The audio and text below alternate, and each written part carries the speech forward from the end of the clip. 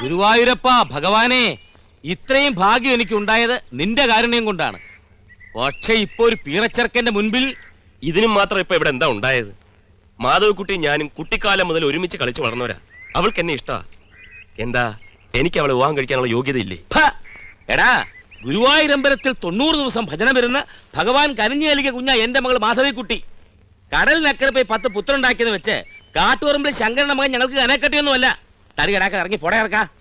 അത്ര പെട്ടെന്ന് കേടുവരുന്ന തടിയൊന്നും അല്ലത്.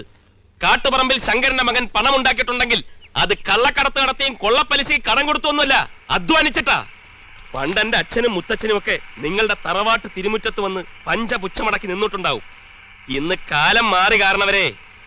കാട്ടുപറമ്പിൽ ശങ്കരന്റെ മകൻ ഗോപിനാഥൻ നെല്ലിപ്പറമ്പിലെ മാധവിക്കുട്ടിയെ സ്വന്തമാക്കിയിരിക്കും. നിങ്ങൾ ഭജനമിരുന്ന് അതേ ഗുരുവായൂരമ്പല നടയിൽ വെച്ച് തന്നെ അവളുടെ കഴുത്തിൽ ഞാൻ താലി കെട്ടിയിരിക്കും. തടയാൻ നിങ്ങൾക്ക് ധൈര്യമുണ്ടോ? ഒരുമ്പെട്ടവനെ, നീ കെട്ടുവല്ലടാ? കെട്ടും. തടയുന്നവരെ കെട്ടിക്കുകയും ചെയ്യും. Okay sir.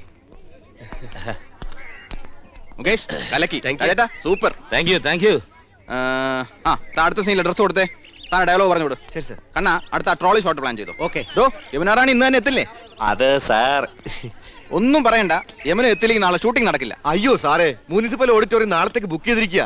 നാളെ ഷൂട്ടിംഗ് നടന്നില്ലെങ്കിൽ എന്റെ 20,000 രൂപ പോക്കാ. ഇപ്പൊ തന്നെ പറഞ്ഞ ബഡ്ജറ്റ് കഴിഞ്ഞു. അതിന് ഞാൻ എന്ത് ചെയ്യാനാ ചായ? യമുനാറാണിയില്ല, സീൻ എടുക്കാൻ പറ്റില്ല. മദ്രാസിലോട്ട് വിളി. ഒന്ന് വേഗം വിളിക്കണോ?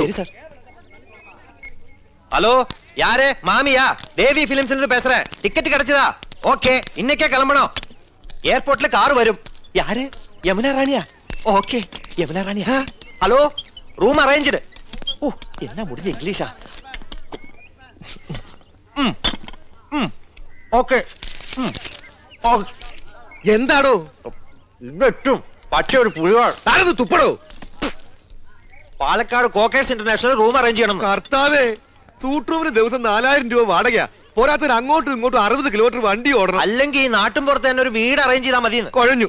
ഇനി എന്താ സാർ ചെയ്യാ? അതൊന്നും എനിക്കറിയണ്ട. നാളെ ആർട്ടിസ്റ്റ് എത്തിയിരിക്കണം. Sir ready. എടോ, യമുനാറാണി ഇംഗ്ലീഷിലല്ലേ സംസാരിച്ചത്? തനിക്ക് മനസ്സിലാകാഞ്ഞിട്ടാ. ദിവസവും കരിക്കും വെള്ളം വേണം അർത്ഥത്തിൽ അവർ കോക്കനട്ട് എന്ന് പറഞ്ഞത്. താൻ കോക്കേഴ്സ് ആവും ധരിച്ചതില്ലേ? അത് വിടച്ചായ. ഇംഗ്ലീഷ് അങ്ങോട്ട് പറയാൻ അറിയില്ലെങ്കിലും ഇങ്ങോട്ട് പറഞ്ഞു കേട്ടാ എനിക്ക് മനസ്സിലാവും. ഇന്റർനാഷണൽ ഹോട്ടൽ അങ്ങ് വീട്. ഒരു വീട് ഈ കുഗ്രാമത്തിൽ എവിടെ കിട്ടാനാ?